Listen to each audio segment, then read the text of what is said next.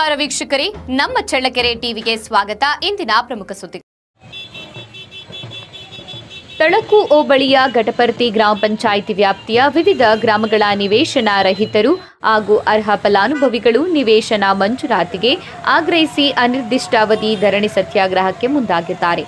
ಪರಿಶಿಷ್ಟ ಜಾತಿಯವರಿಗೆ ನಿವೇಶನ ಕಲ್ಪಿಸಲು ಮೀಸಲಿಟ್ಟಿರುವ 3 ಎಕರೆ ಜಮೀನಿನ ನಿವೇಶನ ಮಂಜೂರಾತಿ ಹಾಗೂ ಹಕ್ಕುಪತ್ರ ವಿತರಣೆ ಪ್ರಕ್ರಿಯೆಯನ್ನು ಅಧಿಕಾರಿಗಳು ಶೀಘ್ರ ಪೂರ್ಣಗೊಳಿಸಬೇಕು ಎಂದು ಭ್ರಷ್ಟಾಚಾರ ವಿರೋಧಿ ಆಂದೋಲನದ ಮಾದಿಗ ಮಹಾಸಭಾ ವತಿಯಿಂದ ಪ್ರತಿಭಟನಾಕಾರರು ಒತ್ತಾಯಿಸಿದ್ದಾರೆ.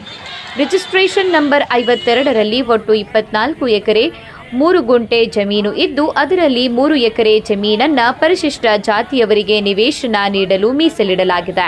ಜಮೀನನ್ನ ತಾಲೂಕು ಪಂಚಾಯಿತಿ ಹೆಸರಿನಲ್ಲಿ ಪಹಣಿಯಲ್ಲಿ ನಮೂದಿಸಿದ್ದರೂ ಇದುವರೆಗೆ ನಿವೇಶನ ಮಂಜೂರಾತಿ ಹಾಗೂ ಹಕ್ಕುಪತ್ರ ವಿತರಣೆ ನಡೆದಿಲ್ಲ ಎಂದು ಹೋರಾಟಗಾರರು ಆರೋಪಿಸಿದ್ದಾರೆ. ಸುಮಾರು 750ರಿಂದ 800 ಅರ್ಹ ಫಲಾನುಭವಿಗಳಿಗೆ ನಿವೇಶನ ಹಕ್ಕುಪತ್ರ ನೀಡಬೇಕು.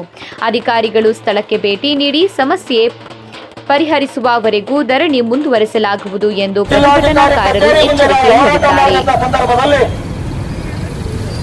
ಜಿಲ್ಲಾಧಿಕಾರಿಗಳು ಈ ಹೋರಾಟವನ್ನು ನೋಡಿ ಈ ಜನರ ತಾಪತ್ರಯಗಳನ್ನು ಕಂಡು ಜಿಲ್ಲಾಧಿಕಾರಿಗಳು 2011 ಮತ್ತು 12ನೇ ಸಾಲಿನಲ್ಲಿ 3 ಎಕರೆ ಜಮೀನನ್ನ ಪರಿಶಿಷ್ಟ ಪಂಗಡದವರಿಗೆ, ಯಾರಿಗೆ ನಾಯಕ ಸಮುದಾಯದವರಿಗೆ 3 ಎಕರೆ ಜಮೀನನ್ನು ಮಂಜೂರು ಮಾಡಿದರು.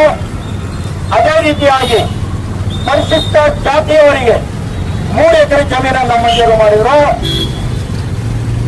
ಮತ್ತೆ ವಲಸೆ ಗ್ರಾಮದ ಸರ್ಕಾರಿ ಶಾಲೆಯ ಆಟದ ಮೈದಾನಕ್ಕೆ ಅಂತೇಳಿ 1 ಎಕರೆ ಜಮೀನನ್ನು ಮಂಜೂರಾತಿ ಮಾಡಿದರು.